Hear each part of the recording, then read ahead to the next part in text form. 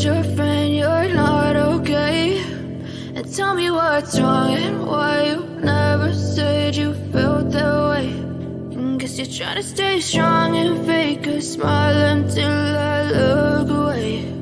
But I've known you too long, it hurts to watch your blue eyes fade to gray as you fade away,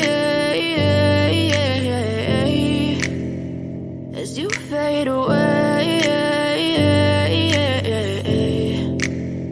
Yeah, I'm about to fade away, cause every time I wake up I feel like it's Monday. Something's going wrong with all the chemicals up in my brain. All of a sudden I don't look at anything the same way. Got a buildup of my thoughts sitting in an ashtray. I'm sorry that I'm so inconvenient, okay? Just let me be me and I'll stay out of your way. I can see the way you look at me, I'm such a disgrace. I never really asked to be brought into this place. You wanna love me? Well then baby, have a taste. All the highs and the lows, no, you'll never be the same. I don't really wanna hurt you, but I can't control the pain. If you're sticking by my side, maybe we could be okay. Okay, maybe you could be the change I need today. I promise that I've never felt this way. I really hope that you will choose to stay through all the pain. I know you told your friend you're not okay.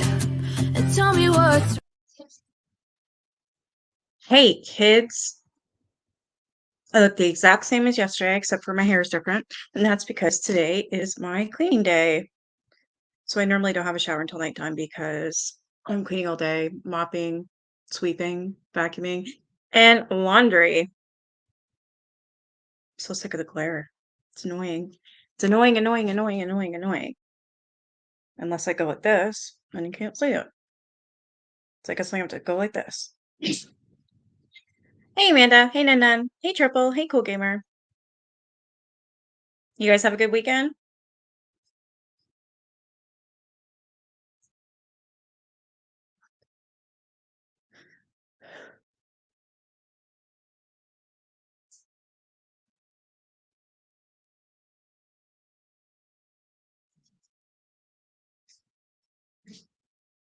Yeah, it is a pain on the phone, eh? Because you really can't take.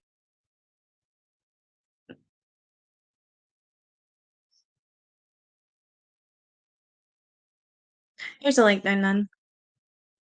Same old, same old.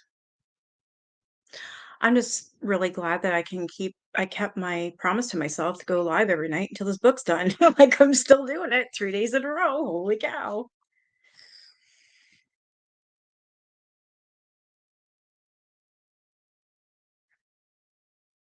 I hate the time change, like daylight savings time.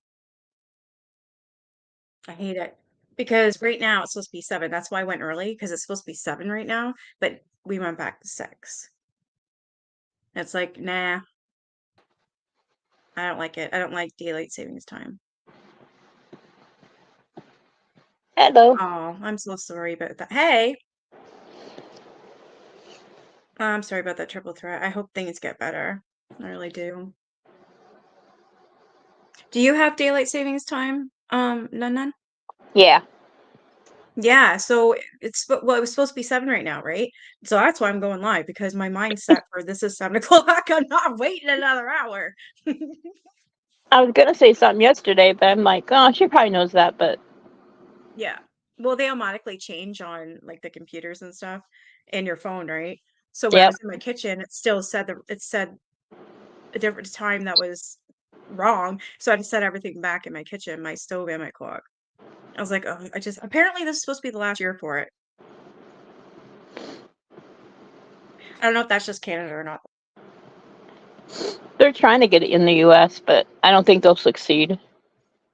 They've been trying for I wish years. they would. It's just so stupid. Just leave it alone. I think they should just leave things alone. It's like your body doesn't really even recognize it anymore. At least mine doesn't. Like when I was a kid, yeah, it was like, oh, cool, we get an extra hour. But like Yeah, as an adult, you're like, really? Like it's just another hour added to the day that you get. But exactly. And then and because they've done that, now when the kids get off the bus at 4 o'clock, it's pitch black out. Like, why would you do that? yeah, that was Try to my get this other up the thing. block. Like, why would you do that? So stupid. So, Like I don't know. I don't. growing up, like my parents, we had 7 kids, so me and my brother were the 2 littlest ones. So we had like strict rules. So like when we had to get home from school, we couldn't like hang out with our friends. And then when daylight savings comes in the fall, it's like we had like 15 minutes to get home before it started to get dark, and it's like okay. Yeah. So it's like you could lollygag around a little bit when we were, before, but then once daylight savings, it was like they wanted you in the house by a certain time. Then we could go out and play, which was fine until the streetlights came on. But it was just a time where they wanted you home, to make sure you got home. And Yeah. now What today, I can't even imagine sending we just kids to talked school with the about guns. before. I know, right? Like, that's 2 people now that have sick husbands. I'm sorry, autistic. Of course, for the virus, right? It's been dark here since 5:30 SD.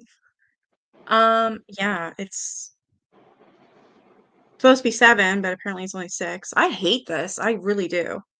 So stupid. I'm glad that my son takes the bus because if he had to walk, I would go meet him just because it's dark and I don't know, it's creepy.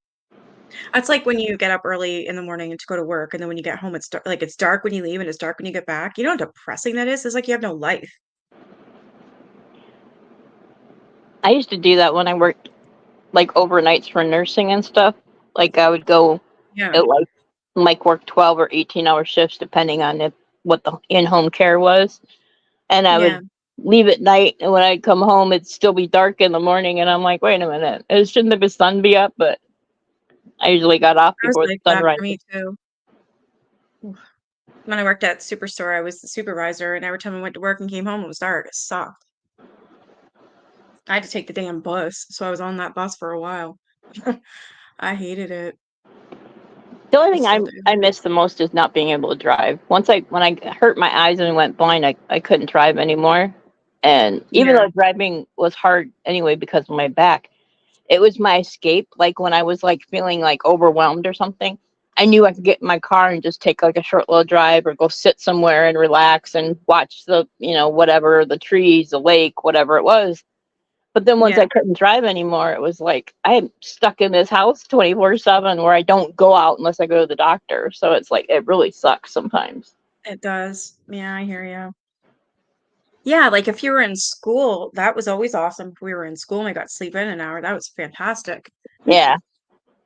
But then having to get up early in the spring, it's like, yeah, But when you I don't become know. an adult, it doesn't really seem as imperative. You know what I mean? It's like, okay, an extra hour, but you still have the same amount of stuff on your plate. Yeah. All right. I'm going to continue, try and get through this book. Hey, before you start, Yep. the video that you did, the little clip where with the email situation about that girl emailing and saying it was you and pretending to be you, I Yeah. made a comment on it. There is a way to check. Like if you do like a background check on somebody, any email that We is can't do listed, that here in Canada. well, like if anybody that was like questioning you, I would say, do a free check and it'll show any email that's associated with you. But it would just really piss me off that they're Yeah. impersonating people, making fake Yeah. emails, doxing people, and YouTube has not done anything. Facebook has not done anything. IG has not done anything. Or It's Twitter. like, or Twitter. I mean, it's like, when does it stop? I mean, like these people are kind of dangerous in the sense that if they can take it Oh, to no, this they extent, are. how much farther will they extend it? I mean, like, and then you involve people's followers, and then you get some crazy in their following group that just says, "Oh, this is wrong. I'm going to stand up for this person," and then go and hunt someone Yeah. down. It's like, Then that happens. yeah, And one thing I was happy about, though, the person that received this email knew it wasn't for me. yeah. Um, yeah, Well, because number they, one, you don't write like that. Like you can look at the message in the email. It's like it doesn't even sound like I've emailed with you a couple times, and nothing in there. yeah, You wouldn't have been that just so silly. long-winded, you know. I mean, whoever Yeah, wrote like I've that, never spoken with the person ever. That the person who owned that channel, I never spoke with them. It was just like, I'm just glad that they knew it wasn't me because um that sucks. That would suck. That would suck. But apparently people were in her comment section and saying like, no, that's not Nikki. That we vouch for her. That was not her. Trust me, it's not her. She wouldn't do something like that or say something like that. I'm like, "Oh, thanks. I got some friends around here. You know what I mean? Like, I'm just Well, you're not that vindictive. You wouldn't list out everything that no, you thought about Vader or didn't think of, you know what I mean? It's just like it doesn't even sound like you. So no, I wouldn't do that. I don't go behind because why would I be like up on panel with her sometimes or in her comment section watching her videos and leaving comments? Like, why would I do that if I didn't like the woman? You know what I mean? And no, it's not because what was it? She threatened to dox me. yeah, or like in No. her as an admin in the group, I've seen you interact with her on the page. It's like Yeah, I don't know. yeah. I just Like we're I just friends. We were just talking today. I sent her the screenshots and she's pissed. Like really pissed. And she's like, no, you didn't write that. I know you didn't write that. She's like, you only use one, what was it, one Kate in your name yeah, on your channel. exactly. But That was my but next the only thing I was reason gonna why I say. did that, the only reason why it's supposed to be two Ks, but I only added one K because that was all the letters I was so I go by one. But yeah, it's NIKKI, but now it's Well, NIKI because that's all the letters I can friggin' fit. And I and wanted supernatural crime don't with you think that the you could know what your channel name is since you made it? Like if you yeah, it said supernatural crime and then it had space Nikki with or two K's. supernatural with crime or something Yeah, like that. it was It was like weird. I'm like you can't even get the name of the channel right. Like if you're gonna try and Yeah, set somebody up, at least do your research. But I don't know. It was irritating. yeah, it is. Just watch that short video I did. It's called Carla Stop. Yeah, just watch that one. I just don't want to really go over it on here because this is about something else. You know what I mean? I I just don't just need a wanted lot of to stuff say going that on here. none of us who know you believed it. That's all. Yeah, a lot of my subs said that. I had many, many messages. Like my phone's still going crazy. At least I haven't gotten any. I've had some people try and friend request me though, and they had blank accounts and everything, and I've had to block them because I don't trust it. Like if you're gonna make an account, at least add a face, and they made it for today, so I was like, no, not Yeah. it.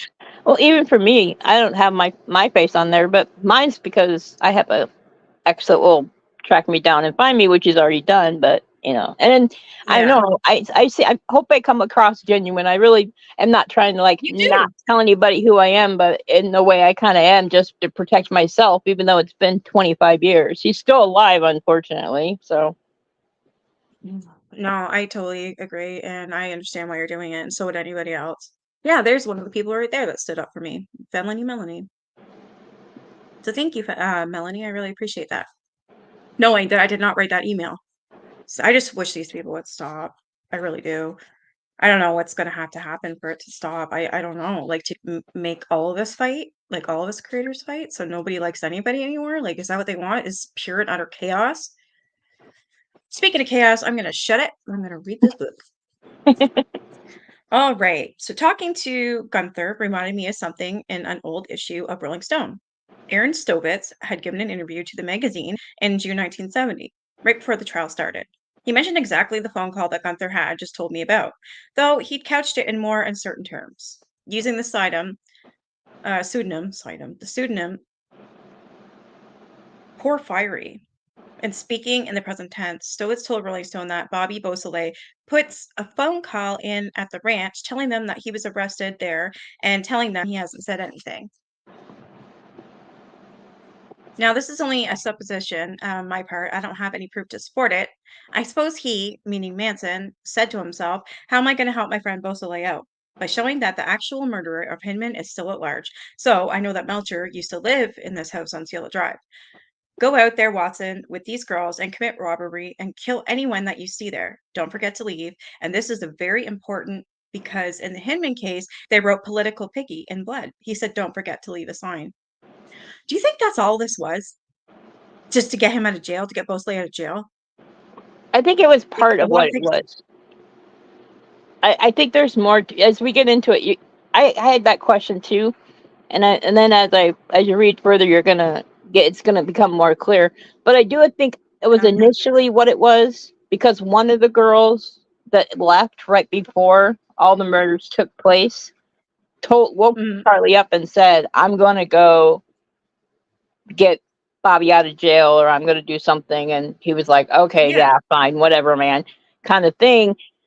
And then he had people like trying to exit at that time too. So I think it was part of that was control. He was losing control of his group, and so I Yeah. think it spurred on more of the murders than what was. Because I don't think the LaBiancas would have been murdered if one, the police department, both of them, the Los Angeles and the other one, would have got together and compared notes, Yeah.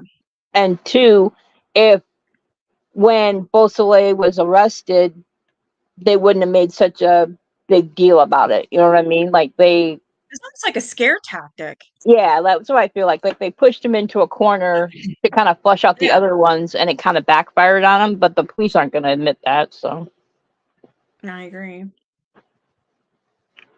So, given that Gunther had used the extra phase, leave a sign, I was almost sure that none of this was a mere supposition on Stowett's part. But he never divulged how he knew about Beausoleil's phone call. Would he admit to having heard the tape? I doubted it. I'd interviewed Stowitz once already, and he was cagey. He said he always was convinced that the Tate and LaBianca murders were copycat crimes, but he wouldn't say why. When I'd asked him why the case wasn't prosecuted that way, he said it was because Bugliosi called the shots. Imagine that. yeah, And sure enough, when I paid him a second visit, Stovitz was even more aloof. He denied ever having heard the Beausoleil tape. He'd heard rumors of it, he conceded, but never from Gunther. He dismissed me with a message, tell Charlie Gunther Mr. Stovitz has a great deal of faith in you, but unless you have some notes, it didn't happen. I called Gunther and I could hear him wilt on the other end of the line. Is that how he wants it? Then let's just drop it. I was deflated too. Just as easily as he'd given me the scoop, Gunther was prepared to take it back. You're not going to be able to use it, he said. That's all. As if to prove how thoroughly he'd given up, Gunther began to change his story. When I talked to him again 2 weeks later, he said that he'd neither seen nor heard the tape. He only knew of its existence, exactly Stowett's position. This was going to be a lot more difficult than I thought. I drove all the way to Vegas to speak to Gunther's former partner, Paul Whitley, whose demeanor was the polar opposite. Where Gunther would bound around the room, pacing and shaking and pleading, Whitley barely moved. We sat among graceful Chinese porcelain pieces. His wife was a collector, and he was as serene and contemplative at the figures depicted in the china. He remembered that Beausoleil tape clearly. I heard it, yes, he told me. Something about leaving a sign, and he corroborated the story of Captain Walsh's infuriated response. Walsh was a by the book captain. He hit the roof. Like Gunther, his investigation had made him overwhelmingly confident of one thing: Helter Skelter didn't happen. So many veterans of this case, I noticed, were willing to say that the prosecutor had basically fabricated a motive, using Manson's ramblings to button up his case. Helter Skelter was not a motive, Whitley said, but a philosophy. Bugliosi was aware of this. He just didn't care. And that meant he didn't care about the subtleties of the Hinman case, either, or about how LASO might go about prosecuting it. The Beausoleil wiretap was maybe the single best break I'd gotten at that point, but the stories around it had begun to multiply. Gunther would eventually allow me to use him as an on the record source, but his account muddied the waters more than it cleared them. Despite their bombshell evidence of copycat motive, both he and Whitley insisted that they simply gave up after the LAPD told them to. Although they knew Beausoleil had an accomplice and that he'd called someone at Spawn Ranch, they never even drove out there to question anybody. That didn't track, not with these guys. so There's you've already so got much the TMZ. prosecutor. You got the prosecutor calling the shots. You got the police chief calling the shots, and then you've got the police The two officers cops. who are stuck because they have to listen to Yeah. their command. It's like, where do you go from there? They can't even go back and say, look, you guys are lying, or you're not telling all the truth, or Yeah. you're not showing all the evidence, without losing their careers. It's like they probably had families, they probably had their Well, responsibilities. yeah, of course. So And it's real yeah, easy to put them in a situation. But then again, yeah. I don't know. That's why, like, some people should never be police officers. Like, there should be, like, people that have really high morals and values and things. And like, some of these police officers that come up that are corrupt or that they've done these Yeah. things, if they just would have done a little, history tracking back, they would have seen some of these, red flags.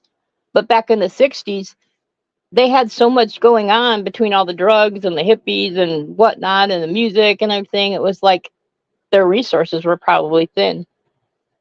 But Yeah, I and I don't can't think they would have imagine. come forward either, not Yeah, with but having families, or even if they didn't have a family, they would lose their job, this great job exactly, that they like probably a worked for. career that they Um, probably worked for. yeah, an actual career. So I honestly, I don't know what I would like to think that I would tell the truth and I would just be like, I'm done with this. But then it's scary not knowing where you're going to get your money from. Or you're going to support your family, even if you're just a single person. What are you going to do? Go work at McDonald's now? Yeehaw! Like, Yeah. because I Well, did, they'd be allowed to work for another police station. it's like it's kind of like 30 years later now, he's trying to do this story, or trying to find out what the real story is. And you can tell when he Yeah. said, when he talked to him again, he was just defeated on the phone. The guilt that this man must have, how do you Yeah. justify giving that person so much when all he was doing was his job?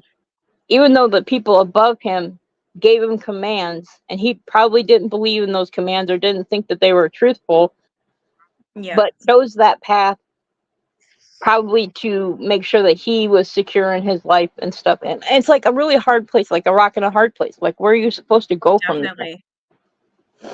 Oh, it definitely is. I would imagine that's why they did it. They didn't tell the truth but they would lose everything. It's awful. And the only one that came out on top was Bugliosi. Worse. I'm really not liking him. I didn't like him before, but now it's even more so. Now that I Oh, it's started gonna get putting worse. things You're not gonna like together. him after when we get into more of his history. You're gonna wonder how he even was able to procure that job as prosecutor in that office. Oh my But God. Okay. The biggest circus. Around the time I reached an impasse with Gunther, I began to research another figure from the county sheriff's office, one whose scintillating claims about LASO and Manson had circulated for decades among counterculture enthusiasts and conspiracy theorists. Preston Gilroy, once an LASO detective, had left the police force under a cloud of suspicion on December 1969, immediately after the LAPD had announced Manson's apprehension. A couple of years later, in 1971, Gilroy gave an interview to Mae Brussel, a cult favorite radio host whose show trafficked to conspiracies, some plausible, others outright loony. Reading through the transcript, I found myself more intrigued by Gilroy than I wanted to be, especially in light of what I've gone through with Gunther and Whitley. Gilroy's thesis was this. No, it's not Gilroy, it's Guillory's. Sorry. So Guillory's thesis was this. Manson had gotten away with far too much at the Spawn Ranch in the months before the murders. Even though he was a federal parolee, Manson had no job. He had ready access to drugs, alcohol, and underage girls. He had a cache of firearms, and LASO officers knew all about it. At LASO's Malibu station, Spawn was in its jurisdiction. Manson's lawlessness was something of an open secret, Gilroy said.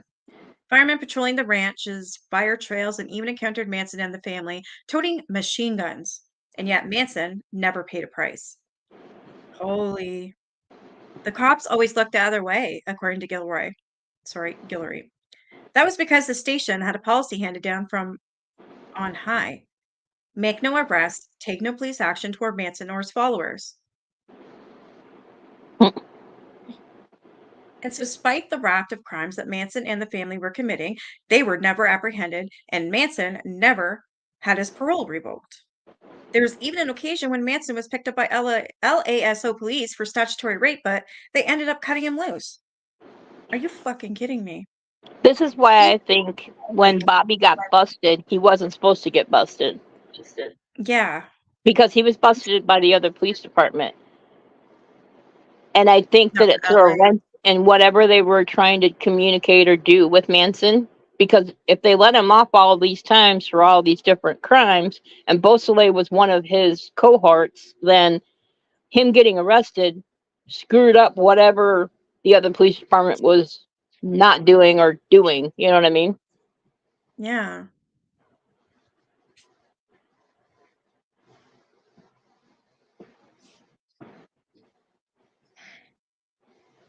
Even as the station instituted this hands-off policy, they kept a close watch over Manson. Guillory was sure that LASO's intelligence unit or some other intelligence unit was running surveillance on the Spawn Ranch. That's the only thing that makes sense, and I hope that's what it is. He alluded to memos about Manson with cover sheets to protect against prying eyes. That went straight to the station captain, and who knows where after that. Guillory didn't think the surveillance was just a local thing. Then came the murder of Gary Hinman, and soon after it, the Tate LaBianca murders. How had LASO failed to see this coming? They'd been monitoring Manson constantly. Guillory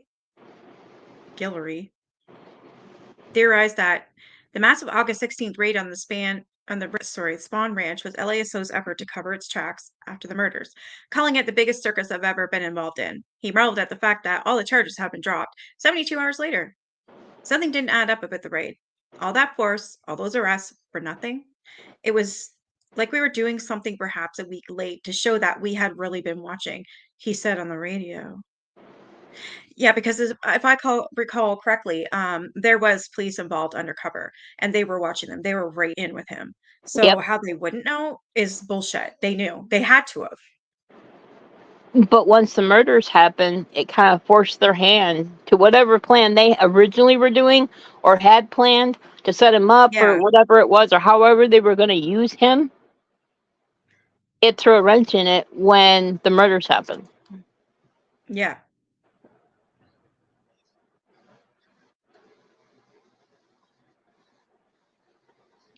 But that raised a bunch of problems. If the sheriff's office was surveilling Manson before the raid, it would have known enough to bring him in for the murders. If it wasn't watching him, then how had it amassed enough evidence to get the search warrant authorizing the raid? It's a good damn question.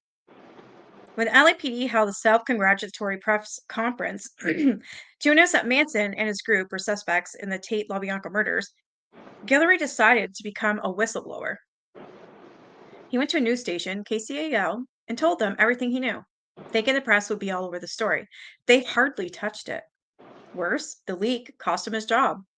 LASO's Internal Affairs Department got wind of his remarks and sent him packing. After his departure, LASO did all it could to discredit him.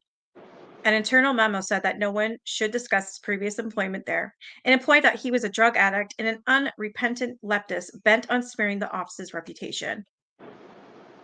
These people are sick.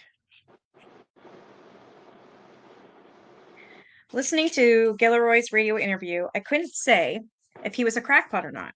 He was airing a version of events that a year before I would have dismissed as sheer lunacy, and he was doing it on a radio show that traded in unadulterated paranoia. But his message resonated with me, especially now that I knew how much had been covered up. Gunther had convinced me that the tape of Bosley's phone call was real, and I never would have believed that either. It seemed possible, if not entirely plausible, that there was still more to the story of the sheriff's office, especially its bungled raid on the Spawn Ranch. I added Guillory's name to my whiteboard, one more in the jumble of cops and Hollywood has-beens. Witnesses reliable and unreliable, with finding memories and ulterior motives. Then I picked up my phone. It wasn't hard to find. He ran a private detective agency, paired somewhat oddly with a traffic school out of a strip mall off the highway in Riverside. When I drove out to visit him, I was relieved to find him calm, confident, even fearless. Portly and white-haired, his mustache still flecked with red, he had a strong recollection of what he told Mae Russell back in 71, and he stood by all of it. As we spoke, I noticed he had a weapon in his pouch on his desk, along with some model police cars. His diploma and graduation photo from the Sheriff's Academy were hanging on the wall behind him. Despite his continuous end with LASO, he remained a proud cop. If we were told not to bother these people, he told me, referencing the family, the order came in memo from his captain. Tell him whatever we saw or heard. That was one of the first things that I was told when I got to Malibu. Peter Pitras, the sheriff of Los Angeles County at the time, was membo-minded, Guillory explained. He exerted immense authority, and that authority extended to his officers conducting with Manson. We were asked to generate memos every time we had a contact with any member of the family, Guillory said. Despite this intense period of information gathering, Manson was never charged, and he was arrested. Why was a law-breaking parolee allowed to go free? A lot of the times we arrest people and the DA would say, we can't keep this person in custody. He's too valuable. We want him on the streets. My suspicion is that Manson was left alone for a while for some reason. I don't know. It was very unusual that someone with a record like Manson's would be left on the streets. The shock of the Tate LaBianca murders, Gilroy thought, forced the sheriff's office to hide its own intelligence gathering efforts. But they were in there before. If Manson were guilty of homicide, how could anybody possibly say we let him on the streets? There would have been civil liability issues. Careers would have been destroyed. And of course, it would have cost Pitches the next election. If that didn't explain why the police allowed Manson to go free for another 3 months after the Tate murders, knowing he could have killed more people, why not just arrest him right away and keep their surveillance program quiet? Gilroy had no idea he'd been asking himself the same question. All I knew was that Manson was under some kind of loose surveillance by our department or somebody else. We know he's been watched by somebody, but we don't know who. The thing is, if he was under surveillance, those people left the ranch on 2 occasions, committed 7 homicides. Why was there no intervention? He added that there was no legal obligation for LASO to intervene. Oh, fuck no. They could have chosen to let the murders pass without actions. What?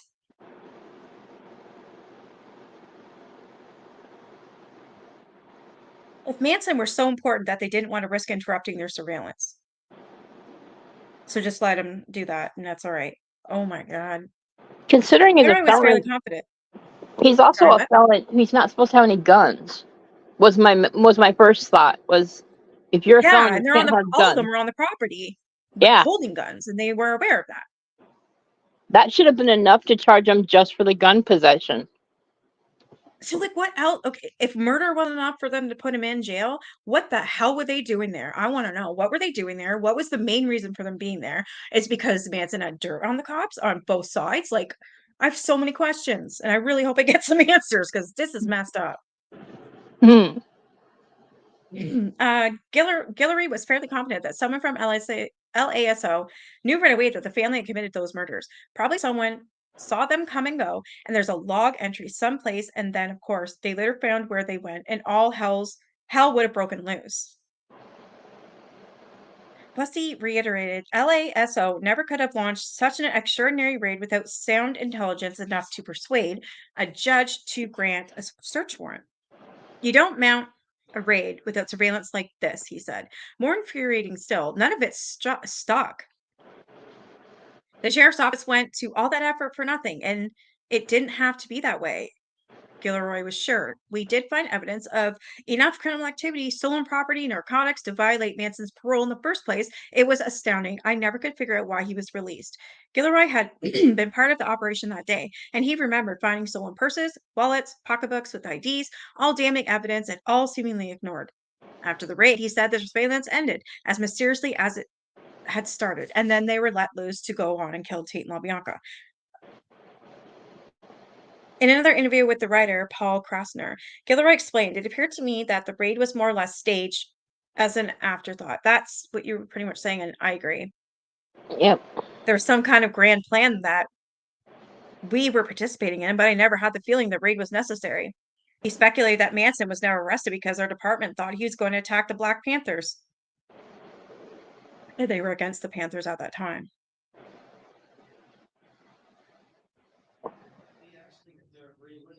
Intelligence had revealed, that Manson had shot Bernard Crow, whom he mistakenly believed to be a Black Panther, in July, and this apparently convinced LASO that Manson was going to launch an attack on the whole organization. Of Guillory's many outrageous claims, the one was maybe the hardest to swallow, but again, he stuck by it when I asked him. I believe there was something bigger Manson was working on, he said, because caused a stir, blame it on the Panthers. I've got to believe he was involved based on all the info we have. Maybe a writing player in someone else's game. Maybe a witting player in someone else's game, sorry. When Manson was finally able to when Manson was finally brought to justice for the murders, LASO took dramatic precautions to hide its surveillance of the ranch. I thought that what they were doing was illegal. Gilroy told me. All the crime reports disappeared from the station. Everything was gone. All of our reports were gone. Normally, you had access to your own reports. They were all gone, disappeared. The whole file was gone. And the memo went up that no one involved in the Spawn Ranch raid was to talk to anyone outside the department. That convinced Gilroy to go to a reporter, the move that cost him his job. Holy crap. I found Gilroy credible, if overheated. I knew I wanted to believe him. And that put me at risk of falling into the great trap of conspiracy theorists who come to believe in grand plots simply because they make the world a more fascinating place. Certainly, I'd have more interesting magazine story on my hands if Gilroy was correct, but that was a big if. I was in touch with a number of former LASO deputies at this point, and I collected their opinions on Gilroy. One described him as a kind of an off the wall guy. Another said he had a gigantic chip on his shoulder and hard feelings for the sheriff's department, always feeling that he was being beset upon. According to the most pejorative story I heard, Gilroy had once tried to kill himself in the most dramatic way possible. He had barricaded himself in a motel room in Malibu, I believe, and one of the inspectors was trying to talk to him out of the room. He was threatening suicide and he had an automatic weapon. I asked the officer if he'd witnessed this firsthand. I wasn't actually there, he said. I just heard about it from the station. John Graham was the inspector who talked him out of that room.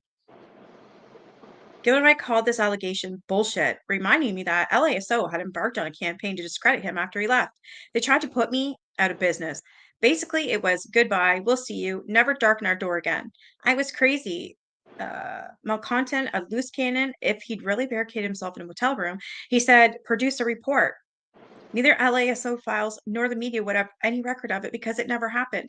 Ask Captain Graham, where was the hotel? What was the date? Tell him to put up or shut up. So now they elaborately are making this cop seem like he's nuts by saying he tried to unalive himself in a room and that didn't happen. It'd be interesting if they could get him on a lie detector. Yeah. I don't know, but I believe him. So they destroyed him, his career, his potential future careers, all in an attempt to cover up for Manson. Why? Exactly. That's a big question. Why? And honestly, I think the answer is probably huge. But I think part of it has to do with the police on both sides. I think they were involved. Yeah. I don't know. It has to be, or else they wouldn't be covering this up for fucking Manson. Like, really? I think they knew the murders were going to happen. And I think they just didn't give a shit because their plan or what was coming may have been bigger and all their asses were going to be on the line. And that's why Manson got away with everything. But then when he was finally put into prison, that's why I think was involved. That's why I think they enlisted Bugliosi. Because once you get into his history, it's not a far stretch that they could convince him to say, do, or make up whatever story they want to fit the narrative to get themselves out of trouble. Oh my God. This is sick. I'm not even halfway through this book yet. In so many words, I did. I called Graham, who, like his colleagues, had a negative opinion of Gilroy. But had the man really barricaded himself in a hotel room? Not that I know of. Graham said. Meanwhile, Graham was supposed to be the one outside the room coaxing him out, right? Yep. Oh my God, this is fucking crazy. But see, when people lie, they can't keep their lies straight. So unless you are like a really, really, really good liar, there's no way unless you took notes that you're going to remember. But people that tell stories, like the guy that was saying, I'm not crazy and they're trying to set me up. He said he found him credible. Well, why? Because he didn't like make up 10 different versions of one story. The lawyer. Yeah. I think I know why he went nuts on that trial, because he knew what was real and what wasn't, and he knew what was fact from truth. And that's why he did all these objections and looked like an idiot. And the judge thought he was an idiot, and that's why he kept throwing him in jail. And I think that he was just so overwhelmed, and he's like, I fucking know. I know what's going on. I know what they're doing. You know, Bugliosi is a part of this. And I think he just knew, and he couldn't get it out in the right way. And I'm thinking that's why it was kind of a shit show on his end. And then now look at him. He's still sticking to the same story. I think he's homeless. And well, the other thing too is they picked him. He was paid. Yeah. Charlie Manson didn't pick that lawyer. It was picked for him. And they didn't even offer him a chance to pick him. Number one. Number two, they picked a lawyer that wasn't a criminal defense. It wasn't his forte. He didn't go into criminal courts all the time. Yeah, that's another thing. Yeah. So it's like let's put he was the wrong lawyer for the job. Exactly. Like a divorce lawyer and for a criminal case. I mean, it's like, it just doesn't mesh. No. So when he was objecting, it probably seemed out of character for that kind of a courtroom. But in all actuality, what he was objecting to was way That's true. beyond what even the courts probably even were privy to. Yeah, I agree. Because him acting like that now makes sense to me. Yeah. With all my suspicions and me reading further on, it's wow. I thought he was the hoot. I thought he was hilarious. I just thought he was off his rocker. And now I'm finding no, I don't think he was. And he lost everything, and I really feel bad for him. He just didn't have the means to convey what he needed to convey, but he didn't ever have a chance either because Bugliosi No. knew what he was doing when they put him in that position, knew that he Yeah. wasn't going to be able to compete against him, knew he was going to out lawyer him of sorts. So it was like, let him make a fool, and then they're going to say like, oh, he's crazy or he needs, get Yeah. contempt or whatever. But in all actuality, he just wasn't being heard and nobody was listening or nobody cared to listen because they believed Yeah, they so didn't much in care. what Bugliosi was saying and his theory, and it was like all so pat and neat and into a little box when the box was actually a rectangle the size of a football field.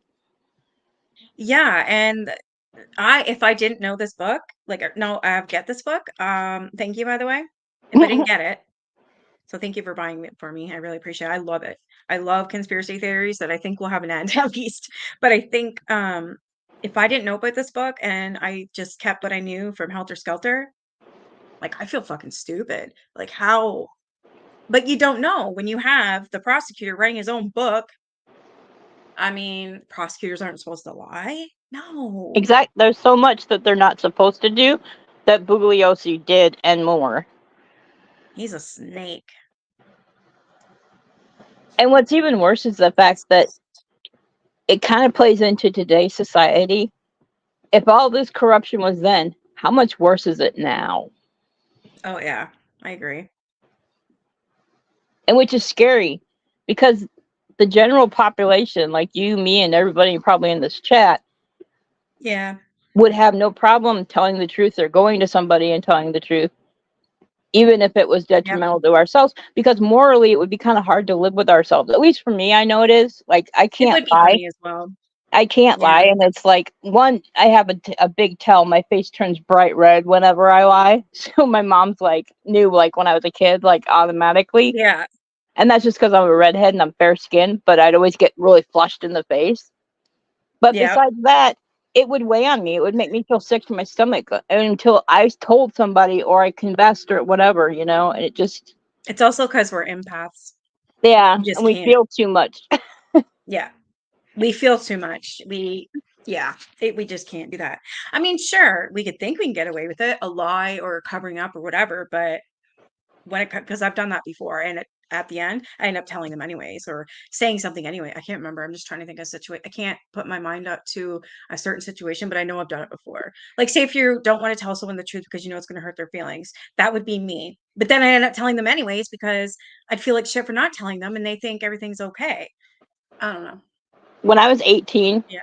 I worked at a grocery store. My dad was sick with cancer and he was dying, and so I dropped out of school to get a job to help support the family, which was no big deal because I got my GED and everything. But I was working as a cashier. Well, because I was a really fast, I learned really fast. Like, people could teach me something and I just caught on really fast. So like I learned all the codes and to put in the computer for like all the produce and everything, and I was really good.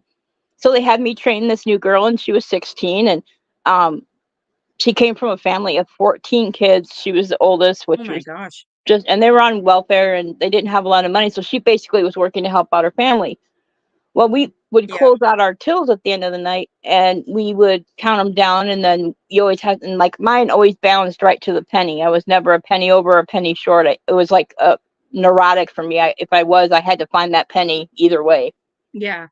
She came to me, I gave her a ride home because it was raining, and she's like, oh, guess what? And I'm like, what? And she's like, I sold $200. I'm like, oh, you should have told me. I'm like, why did you tell me? I'm like, you don't Yeah, understand. because now you're I'm gonna like, have to say something. yeah. And she's just like, what do you mean? She's like, my mom has having, and I said, I understand that. But I said, you could have asked me. I would have loaned you some money, or I would have took you to the food bank. I would have done X, Y, or Z. But Yeah. now you put me in a position. So I went home and I knew my answer before I even went to my parents. And they said, we can't tell you what to do. That's your moral dilemma. You have to decide. And of course, I went to my manager the next morning and told Yeah. them, and and they, arrest her and find her. And I felt good, but she wasn't even mad. She was actually kind of happy because what me telling on her did was got CPS involved, and they ended up helping them more than what she was doing just by working. So I mean, it kind of worked out in a good way. But I felt so Yeah. bad because I was like, I was her friend, and I didn't want to do it, but I did because I couldn't sit with it in my own system and just be like, Yeah. okay, that happened and I don't have it.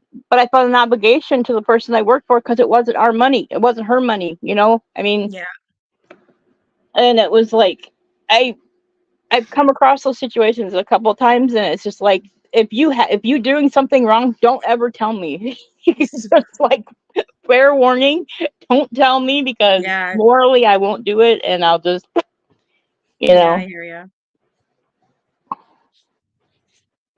So I think that's the position that they put that lawyer in, was like he Me tried so too. hard and he just couldn't do it because they didn't give him a platform to do it on. I agree. So basically, in so many words, I did. I called Graham, who, like his colleagues, had a negative opinion of Gilroy. But had the man really barricade himself in a motel room? Not that I know of, Graham said. Once I told him the story, he changed his mind. Now that I recall, I did hear that there was a phony attempt at suicide, but he hadn't been there. Uh-huh. However reliable Gilroy was, and I came to feel he was largely reliable. In the end, I was in a familiar predicament. I needed documentary evidence to back up his claims. My best shot was leering at me from the pages of Helter Skelter, the search warrant for LASO's massive raid. If Bugliosi had found it, couldn't I? Mm. Oh, I hope you did. On the paper trail. Again. Charlie Gunther was wary of appearing in my story, but we still talked a lot. When I told him I wanted LASO's files on the Hinman case, he made a phone call. Next thing I knew, I had a backdoor access to the office's closed case archives.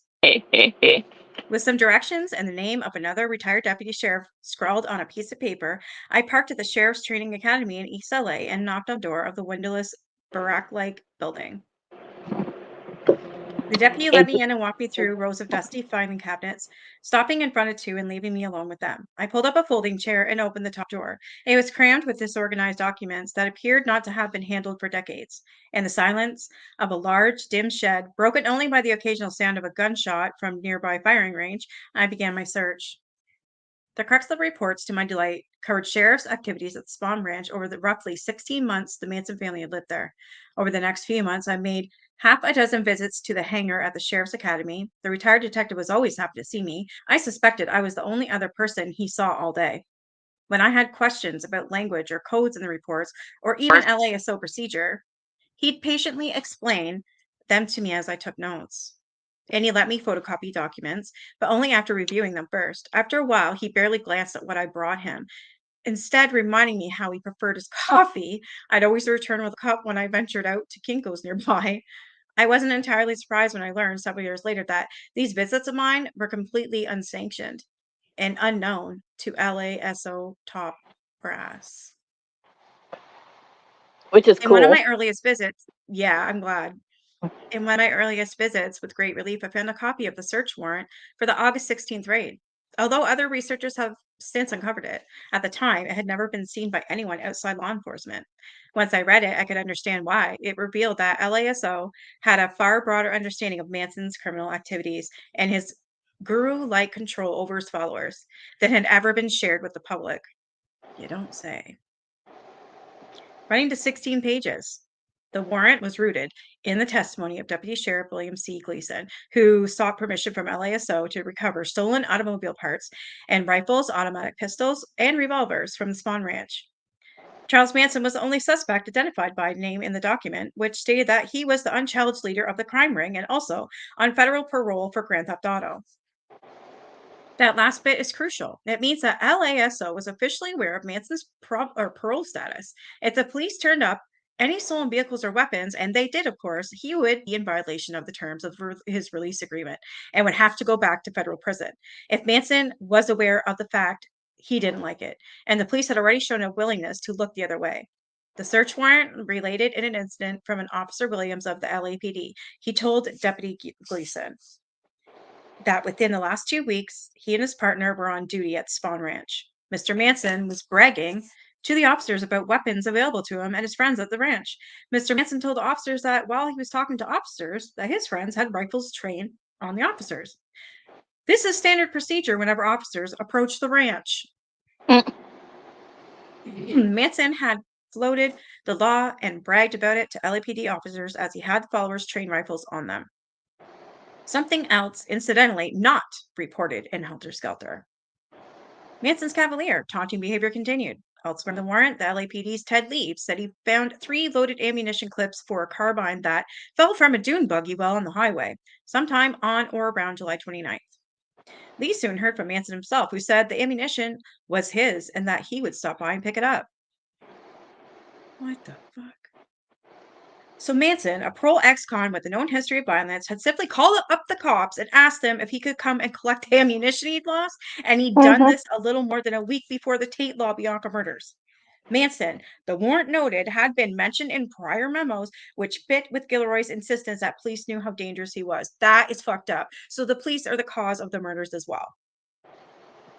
I would say so, considering it was Aiding him along for giving how him the long? fucking weapons. It had They to have been a basically said, couple "Here, do months. what you want. You're never going to get in trouble."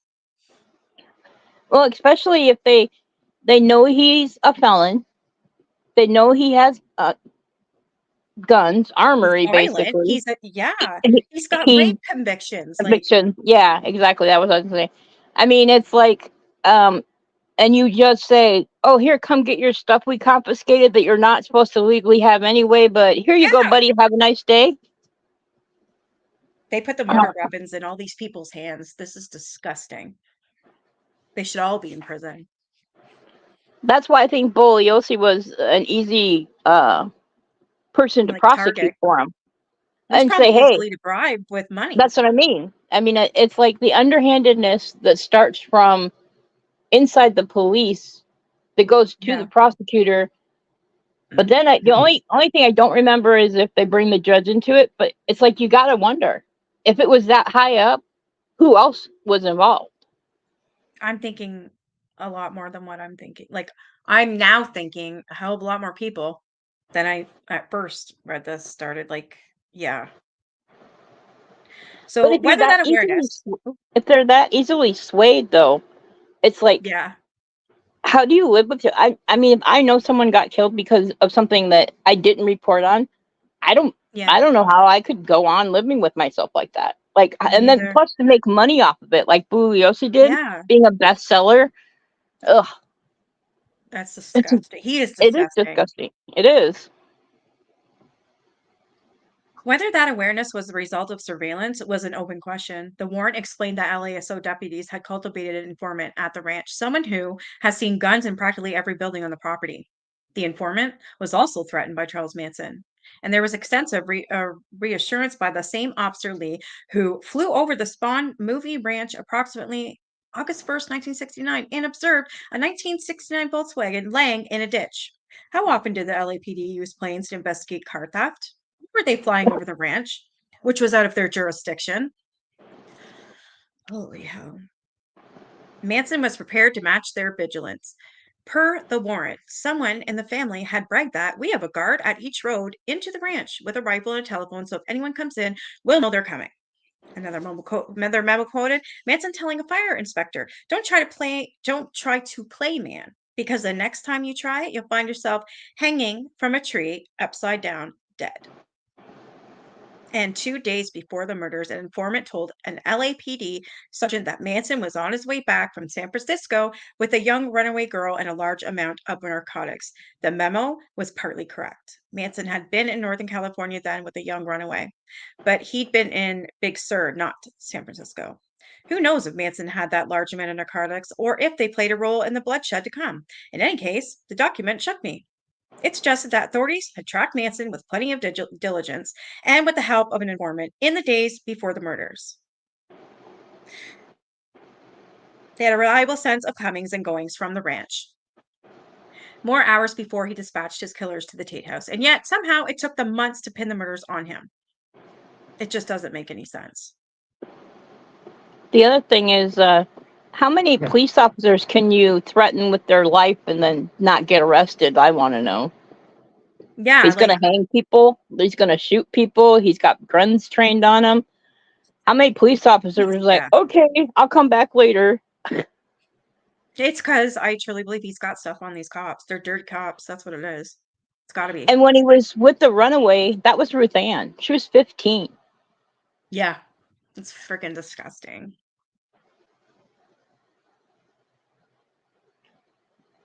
From the abundance of evidence, it came as no surprise that the raid had been authorized. Manson was practically begging for the strong arm of justice to come swooping in. When it did, the police got more than they bargained for.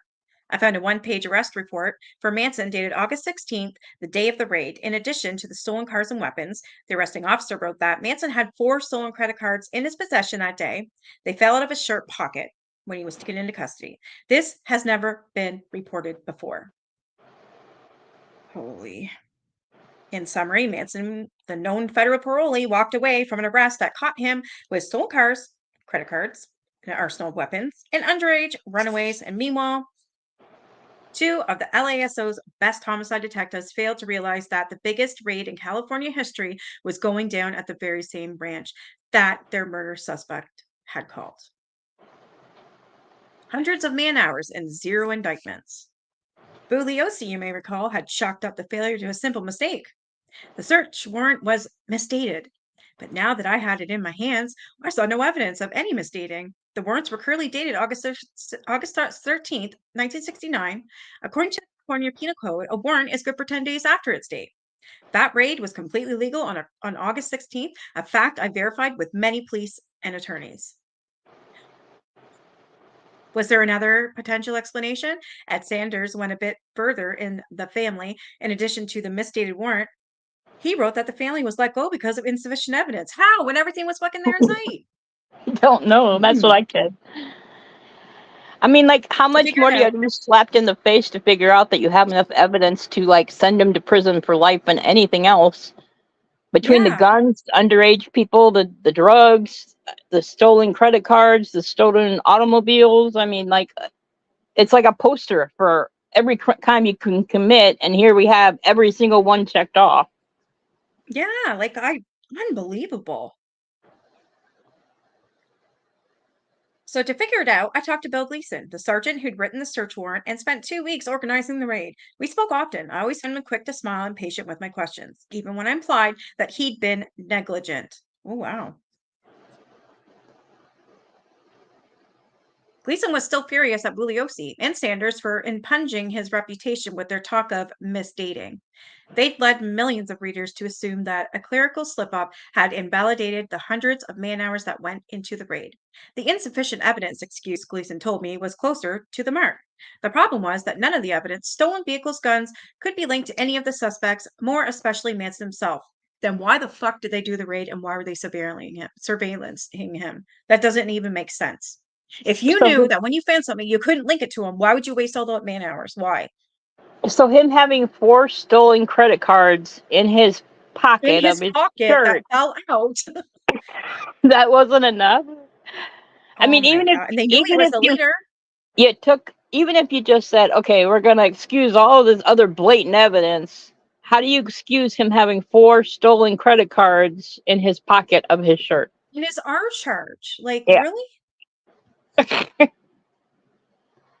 Oh my god. Or the threats he made of killing officers. That's okay. Like have them hang from a tree dead. Wow. Yeah. So it's kind of here no there if the dates are wrong on the warrant or whatever.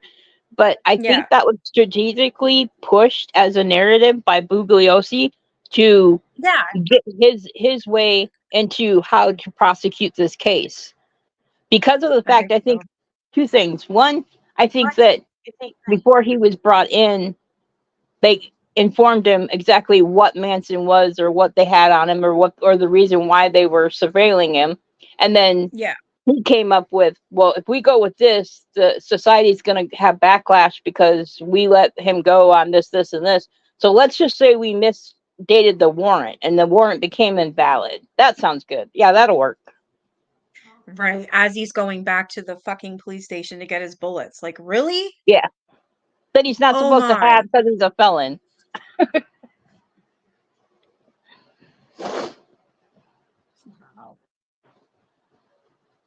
It was all scattered around the ranch, what seemed in the warrant like an airtight case turned into more of a fishing expedition. It's pretty hard when you got 27 adults there to prove who actually stole a car, Gleason told me. Then why did you do the raid? And again, the credit cards in the pockets. Like, this is word. Utter bullshit. This is blasphemy. This is hogwash. This is those police should have got charged too. A blatant cover up. Fuck yeah. They tried to dust one of the vehicles for fingerprints, but it had been sitting out in the dirt for so long that they got nothing. Right. They weren't specified Manson's body to be searched for car keys and small parts because he was said to be the leader, Gleason said. You sleep with your car keys? I asked, thinking it was ridiculous to expect to find them on Manson's persons at the crack of dawn. No, Gleason said, laughing. At 6 a.m., we didn't know what they were going to be doing. What about the stolen credit cards? Boom. They were found on Manson's person, having fallen out of his shirt pocket. Couldn't they have prosecuted Manson for those? Yeah, we could, Gleason said, but we didn't know he was going to have credit cards when we were doing the search warrant. It was the DA's call, and if he says we're not going to prosecute him, there's not a whole lot I can do. No, it's called exculpatory evidence. It goes beyond the scope. All they have to do is go in and get an extension from the judge and said, look, Yeah. during the search, we found X, Y, and Z. Can we add this? And if the judge deems that that's relative to the process, they will go back and do it. They didn't even attempt. They didn't even attempt to go and resubmit. They do it all the time where people have house searches on their house. I mean, it's like all they do is they go back to the judge and they say, hey, we need an additional clause in this search warrant. Do you think it qualifies? I mean, they'll stand outside your house with one current search waiting for the second one to arrive. I don't understand how they could say that too. Yeah. that it's not exculpatory that he had those stolen credit cards on him. Robert Shern, the DA who signed the warrant for the raid. Judges had to do that, not district attorneys. Right. Right? The judges. So why is it? Bugliosi should have had no. Why the hell is? Yeah, that's what I'm saying. They brought him in. He should have had nothing. It should have gone to the original judge that offered or signed off on the original search warrant when they found extra evidence, and then they should have gone back to him and said, we have exculpatory evidence that we need to have, written into this search warrant. Do you think this qualifies? If the judge says yes, which there'd be no reason for him not to, it was 4 stolen credit cards, then they would have gone back with that and said, here, additionally, we found this. But they went to Bugliosi instead. Why? Oh my God. So Robert Shern, the DA, who signed the warrant for the raid and then dismissed the charges a few days later, was still working at the Los Angeles District Attorney's Office. So I set up an interview with him. Surrounded by plaques and awards, Shern greeted me with a warm hello and told me to take a seat opposite his desk. Like Gleason, he said that it was hard to bring charges in a case where the thefts could be linked to anyone. Oh my fucking God, you guys. But what about the credit cards? It's been so many years, Shern replied. I don't know if I was told about the credit cards. Right. No. If they're in a report, I assume I would have been shown the report, and I would have been able to determine that there was, in fact, some stolen credit cards attributed to him. Maybe Manson was never caught attempting to use the cards. He couldn't recall. It doesn't matter if he used them or not. It was on his person. Like, when a stolen shit falls out of your pocket, like, what more do you need? You can get pulled over today. Don't remember. And if you have someone else's credit card, you get arrested for that. Yeah. It's called like identity theft. I mean, so I'm not seeing where the correlation of we couldn't do anything with it because he hadn't used them yet. Yeah, now that's another excuse. Whereas, like, wow. So you just don't remember when or what went into the decision, I asked? I really don't. He looked a little sheepish, and the silence lasted a beat too long. And I did was just fill out the card and went on to my next case. My inner skeptic had trouble taking Gleason and Shern at face value, but let's say they were right. that the colossal raid of the Spawn Ranch had failed to yield any arrests worthy of prosecution, and that it was only a freak coincidence that it brought them so close to the group responsible for so many murders. Even if you believe that, LASO isn't free and clear, because a week after their botched raid, the sheriff's deputies arrested Manson again on totally different charges. And again, he was allowed to go free. Yep. Holy hell. On August 24th, the owner of the property adjacent to the Spawn Ranch alerted LASO sheriffs that someone was trespassing. Deputies drove out to find Manson and a 17-year-old girl, Stephanie Scram, in an abandoned cabin where they just had sex. On a bedside table were several joints, and LASO brought in Manson once more, this time on a felony pot possession charge and for contributing to the delinquency of a minor. As with the raid, published accounts of this incident are thin at best. Bugliosi kept it out of the Helter Skelter altogether. Of course he fucking did. And Ed Sanders makes only passing mention of it in the family. Running that Manson and Scram were released because there was no pot in the cigarettes, only tobacco. Bullshit. However, according to an arrest report I found in the LASO files, the joints did contain pot. Yeah, exactly. And on August Even 26th, the sheriffs released Manson anyway, instead charging Scram with felony possession. even if they didn't find pot in there, she was underage. Yes. This is crazy. It's like he has a Even though she was a permanent. minor, She has like he has like a permanent get out of free jail card from Monopoly. yeah. But it's like gold, you know. So the sheriffs released Manson anyway, instead charging Scram with felony possession, even though she was a minor with no criminal record. No reason was given for the decision. Somebody should have been on here. Like, the fuck? The day after Manson's release on August 26th, a judge signed another warrant, this time for Manson's arrest, on the strength of his having been found with drugs in a juvenile. This time, LASO detectives never even bothered going to arrest him. Something else none of the 40 plus LASO officers I interviewed could explain to me, and something again left out of Helter Skelter. Manson stayed at the Spawn Ranch until he moved to Death Valley around September 10th. This is bullshit. Oh my God. Total neglect on all these officers and judges and DAs. Like they have no DA's ethics. order. No, not at all. This is sick. I don't know. Did Sharon's family sue any of the families? I can't even remember. Well, I think part of Guess part not. of If it they wouldn't have known. they wouldn't have known, but part of it is Bugliosi was like their champion for them. You know what I mean? Like Yeah. he was, you know, telling them he was going to get the conviction and blah blah blah blah blah. So when you've already lost your family member, and then Yeah. you have a supposed prosecutor that says they're going to get the conviction and everything's going to be fine. It's like you're already in a state of flux as it is. So what are you going to listen? You're kind of like trained when you grow up to believe that people in authority of those positions are there to help you. So I suppose they were kind of caught in between. You know, it's like, how were they supposed to know or even suggest that they were, you know, not being above board and they had all these Yeah. previous chances, you know? I don't think they knew. And I think that's why this Tom guy is putting it out in his book. I think Yep. he's obviously the first one to actually tell the truth. Wow. So the DA's order rejecting the pot charges against Manson was signed by Monty Fligston, the deputy district attorney of Van Nuys. Why is there another DA in here? That's 3 now. Incredibly enough, like Shern, Fligston was still working in the DA's office. When I called him, though, I found him much warier than Shern had been. I gave him a quick rundown of the files I'd found.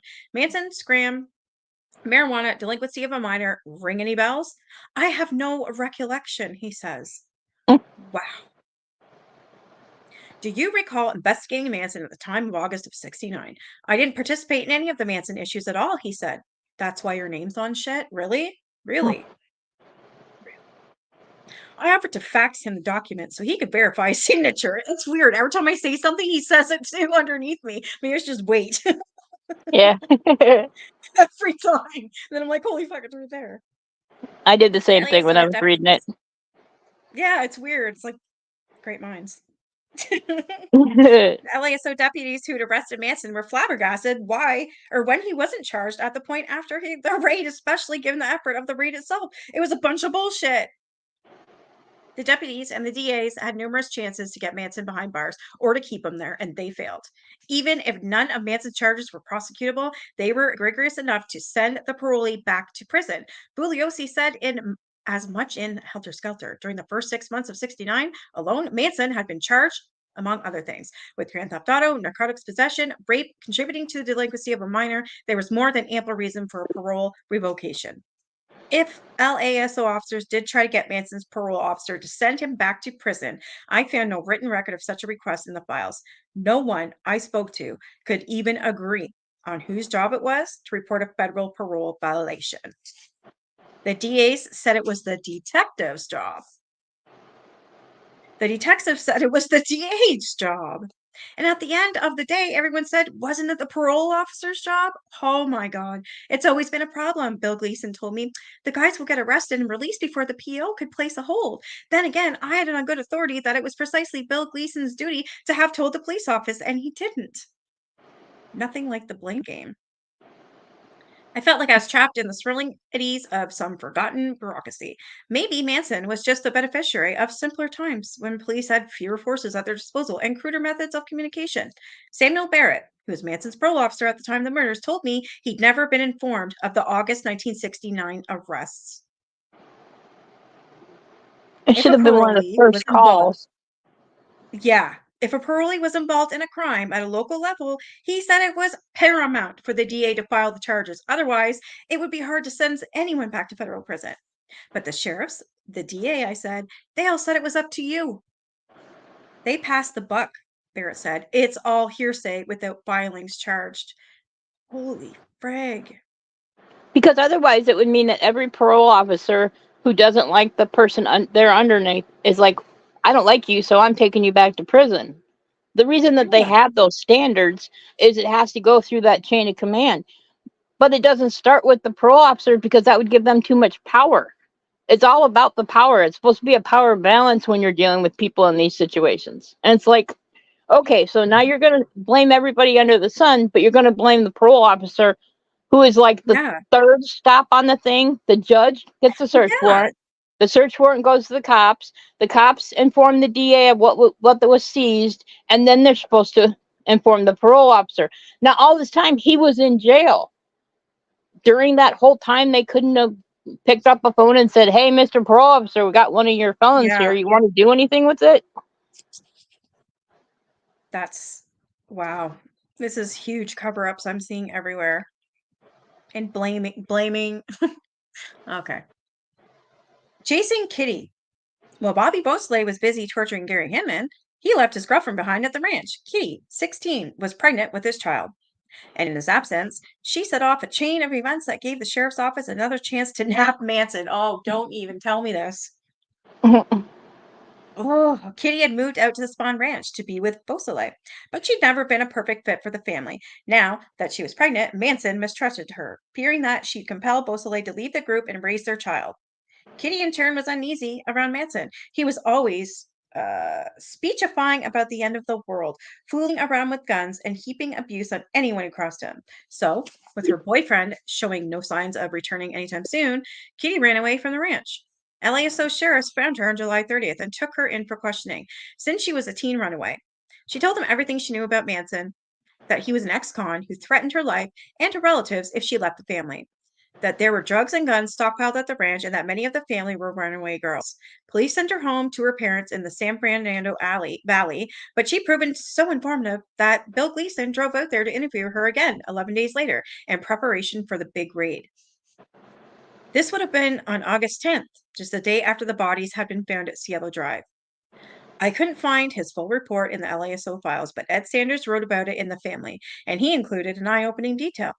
Kitty asked Gleason if the Black Panthers were behind the Tate murders. I had been programmed to believe it was the Panthers who did it, she told him. That remark should have raised a red flag, you think? The timeline is the key.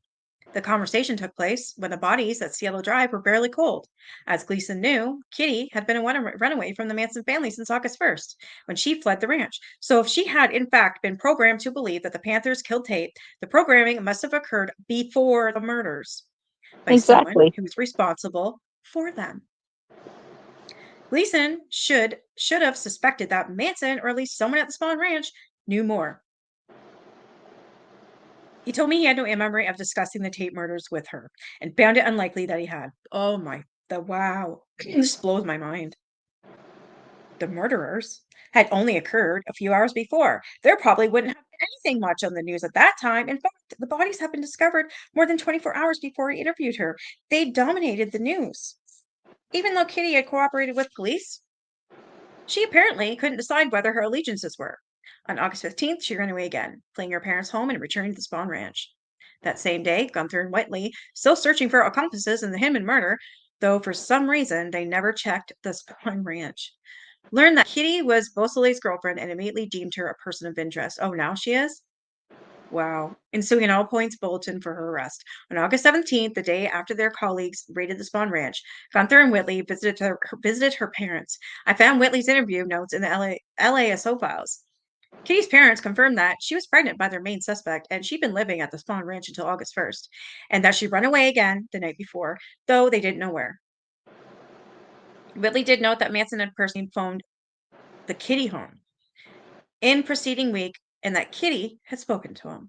In fact, at the very moment of that interview, Kitty was in LASO custody. She'd been picked up with the rest of the family in the raid.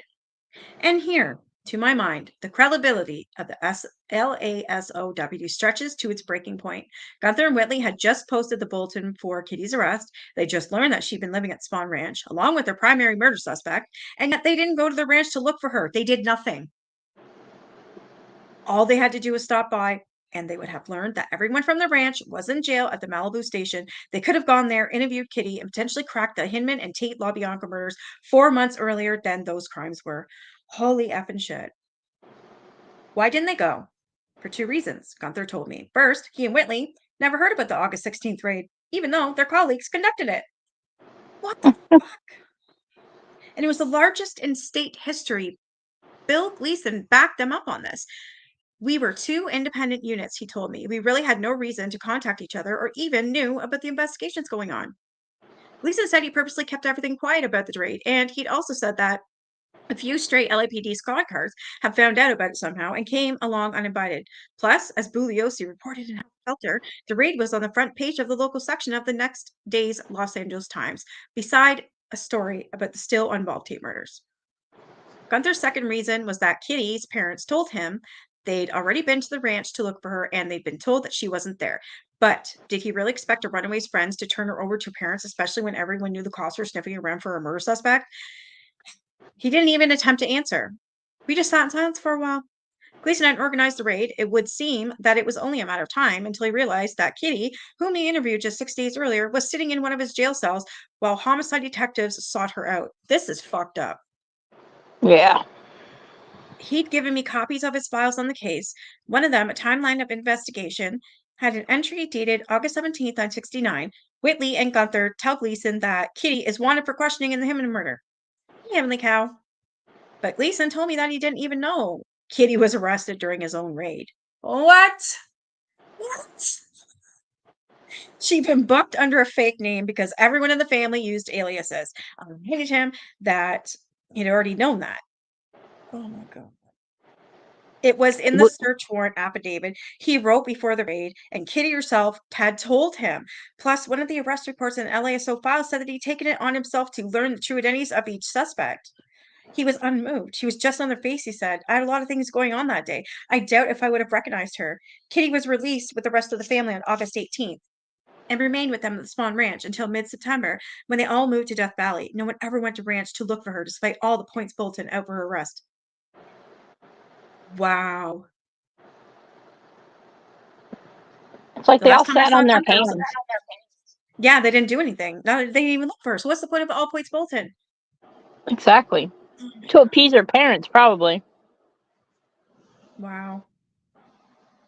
The last time I saw Gunther was January 2005 when I visited him to go through a timeline I'd made of his investigation of the Hinman murder. I told him that I couldn't believe he never went to Spawn Ranch to solve the case. The police had Bobby Beausoleil in custody and they knew he'd called the ranch asking for help. They knew his girlfriend lived there. They knew he'd stolen 2 of Hinman's cars. If nothing else, surely they would have gotten a warrant to search his last known residence, which was the ranch, for evidence of the theft. But Gunther stuck to his story. He looked at the floor and said, maybe we just made a mistake. He caused people to be murdered, man. This is crazy. I wasn't a seasoned crime reporter. Most of what I knew about the criminal justice system, I gleaned from the news, police procedurals, and legal thrillers. So I went to Kimberly Comfer, the chairman of the criminal law section for California State Bar, and asked her to walk me through the standard operating procedure in murder investigations. So Kimberly contradicted Gunther on every point. She said it was standard practice to go to a murder suspect's last residence, whether it's a ranch, motel room, or a rat hole, to search for evidence, especially in robbery homicide, like the Hinman case was. The fact that the detectives didn't go was highly unusual in her estimation. Though I knew I was really pushing my luck, I made another call to Gunther in February 2005. I know you've always told me you'll never hear an untrue word from Gunther or Whitley. I said, but is there anything you haven't told me that would make me better understand your actions in this case? No, he said faintly. Okay, I said, one last question. Were you ever told by anyone to back off the Manson family or the Spawn Ranch in your investigation of the Hinman murder? No, he said again, this time almost inaudibly. I was not. I couldn't ask Whitley the same questions. After my first meeting with him, he refused to speak to me again. Just gonna end it there because I've been on for what, hour and a half? My throat's getting a little sore. Wow. Like, wow. This is insane. Like, I knew you said it was gonna be insane, but this is like more than I thought it would be. Like, It gets I mean, this is insane. It's crazy. it So gets more pissed off. insane. But then I start like laughing and smiling because I'm just like, it's unbelievable. Like, no way. So I'm like, what? No way. And sure enough, it's too bad I couldn't contact Sharon Tate's sister. I just say, You read know, this I book. I I think recommend you that to read this book. him doing this book, I'm pretty sure he could put out a second book at the end when he tells you like all the information he's compiled, and I hope he does put out a second book. But I Yeah. think, considering it took him 20 plus years to make this book and all the information, it's a lot to take in. But He it's did it. also This man did it. Like, pretty eye opening that he stuck with it for that whole long time to yeah. produce this book. And really, whereas Bugliosi did it for fame and fortune, he did it for justification, I feel like, for the Me victims. too. I feel like he was literally going down a rabbit hole and he couldn't take it. He couldn't stand it. And he's like, no, I bet you he was an empath. That's my Yeah. feeling because he's more a believer in right and wrong than getting rich and famous. He wanted the truth out and he knew shit was wrong. He just sensed it. You know what I mean? So I'm thinking that's why this was written by him because he was an empath. Well, and I don't considering know. That's the feeling I get. his original task was for 5,000 word article, Yeah. and he would have And he, gotten paid for that, and he could have just gone on with his life and done X, yeah. Y, or Z. But I think it just once he after one indiscrepancy after another discrepancy, he was like, "Wait a minute, but Yeah. it's not right. I can't just write 5,000 words about bullshit when there's actual factual Yeah. things that weren't exposed." But And the fact that it took him 20 years is, I'm yeah, glad it did because he's got like, there's stuff in here that I didn't even know. And there's, yes, a million discrepancies and lies and just information withheld. And the fact that these two agencies weren't working together, or even calling each other or talking to each other. How do you not know you have the suspect in custody of your own fucking raid? Like, or wow. did they? None of them get fingerprinted either. Like they said, they wouldn't have Yeah. recognized her. I don't know. They usually fingerprint people. Like you couldn't Yep. have done a They comparison have to. Every fingerprint. time you put someone in custody, right? You have to be Yeah. fingerprinted. And same with search warrants and stuff like that. You have to have a judge signature. So I don't know Ex- where the DA, this random DA, gets off when he's not even on the case signing this. It doesn't And make any saying, sense. I don't know. I don't remember. I don't recollect. Well, isn't that Yeah, convenient for you? every single one of them says, I don't know. First, they'll say, a lot of them will say no, and they'll say, oh, okay, I do remember something like that, but it didn't happen that way. Or I forget that. Yeah, no, no, no. These people are actually lying. I think they were paid off or they were threatened or both. Well, look Something what is they did to the guy. rigged up. They took his job. They said he was crazy. They said he tried to kill himself. Henrik. And then when confronted with it, it was, no, I was never there. But then when you re-elect the story and tell it to him, well, yeah, I heard something about it, but that wasn't me. Yeah, that's the one I mean. And that was a cop. And then there was the other the lawyer, Manson's lawyer, Canarak, like they both Yeah. got destroyed. And the only one that Just came out on top was Bugliosi and the police department. Yeah. This is insane. This is crazy, but I'm glad I'm reading it. I don't know. I think I'm gonna email Sharon Tate's sister. I've got some stuff on my phone that I want to show too. I won't do it tonight because I've been on here for a while. Maybe tomorrow night I'll do it. Oh wait, tomorrow I gotta go live about something else, I think. Yes, I do. I'm still debating on whether I want to do it though, actually. Is that about the TRO thing? Yeah. Yeah. I just don't want to push the boundary, not boundaries really. Like I am totally entitled to say what I want to say and show It's like proof, which I have. But it's like I don't feeding a want to fire. there. Yeah, I You don't just don't want you to just don't want to there. feed the fire and make it worse, but you want to be able to justify and Yeah. It has nothing to do with me. It's just proving Veda what they right, said. you know? Yeah. Mhm. Hmm. Maybe I talk think I to might her do it about during the it. day. Yeah. Well, that video I put out today, like that's I don't know. I'm not saying I'm being scared off or anything. I just don't this But isn't why bring I don't fight. trouble to your I don't doorstep unnecessarily? You know, it's like I think instead it of going live, I might just make a video or something and just post it and just tell everybody to pause to read. You know what I mean? yeah. Maybe do that and not go live and talk about it. That way I don't leave myself open to bad people. Just show the proof and move on. Lord knows there's enough of them in the world. Yeah. Hey, Jill. I think, oh, I gotta really think on this.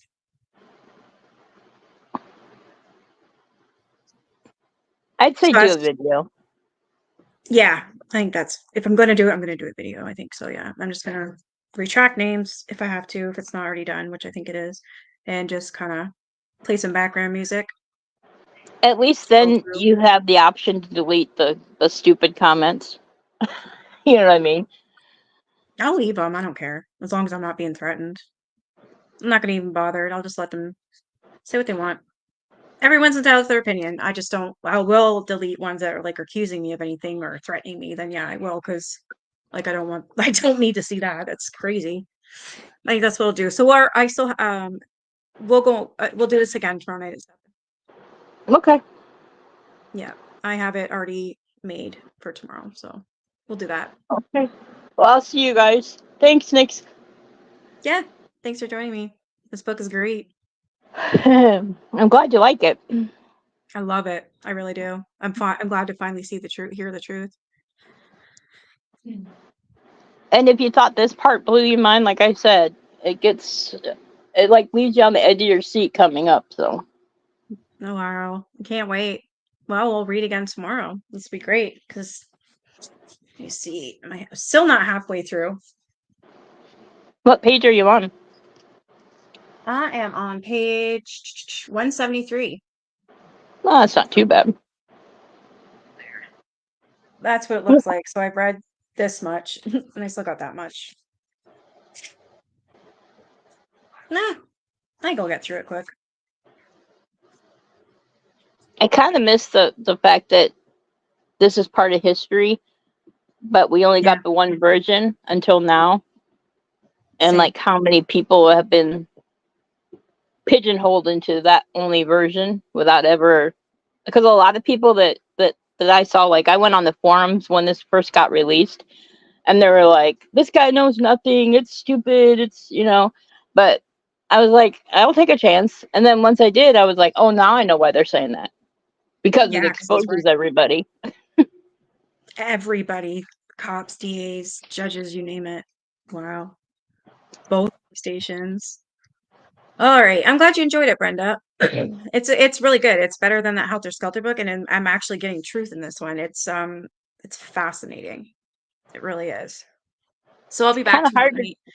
it's kind of hard to dispute when you have actual reports that are written in people's handwriting. And Yeah, exactly.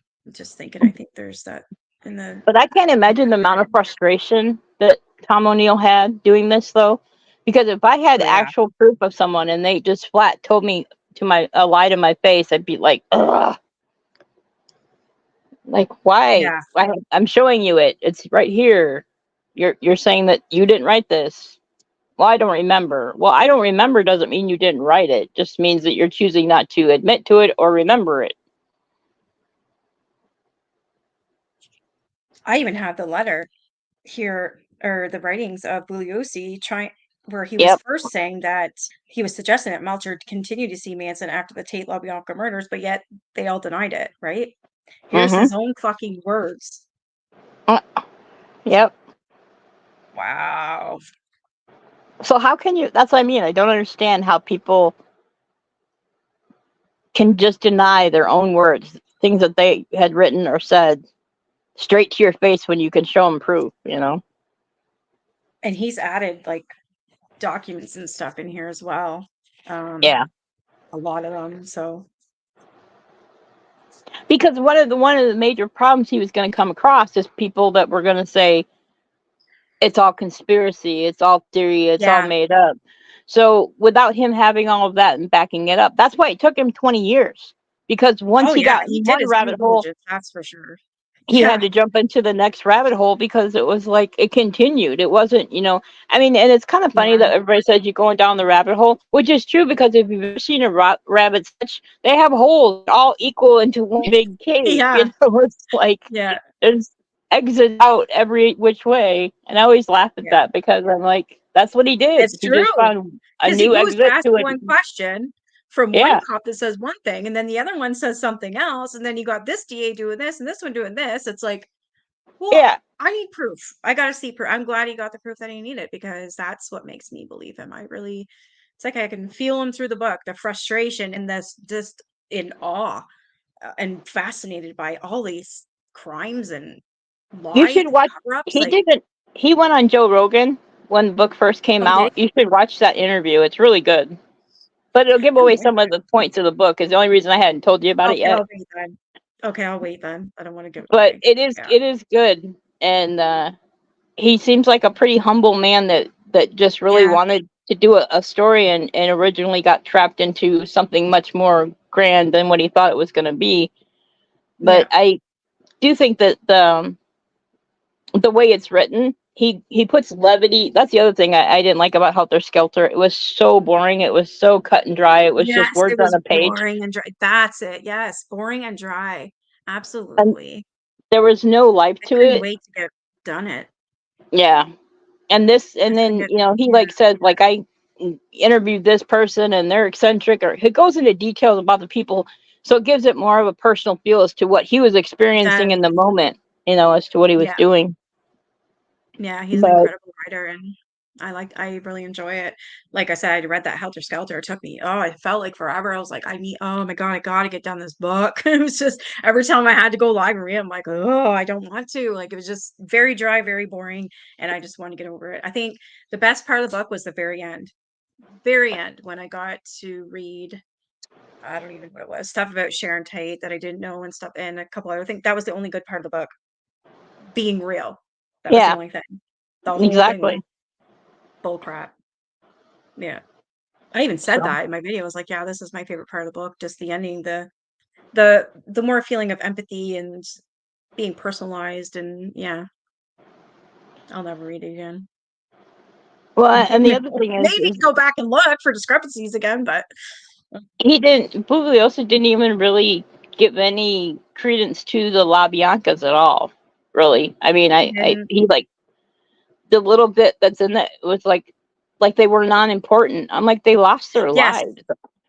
that's how I felt too. It was all about Tate, which I understand that, but at least I remember the Folger girl. But the LaBiancas, it's like, who really are they? Nobody talks about them. It's all about Sharon Tate, Abigail Folger, Frycheck Rakowski, Jay Sebring.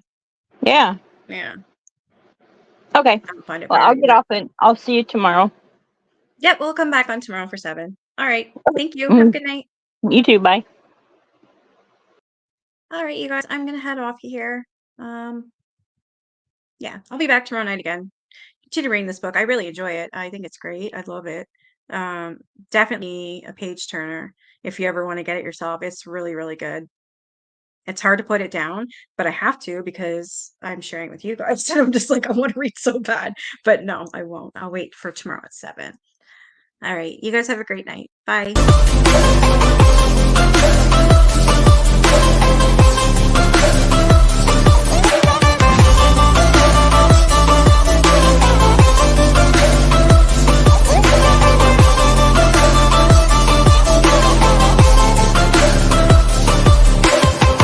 I know you told your friend you're not okay.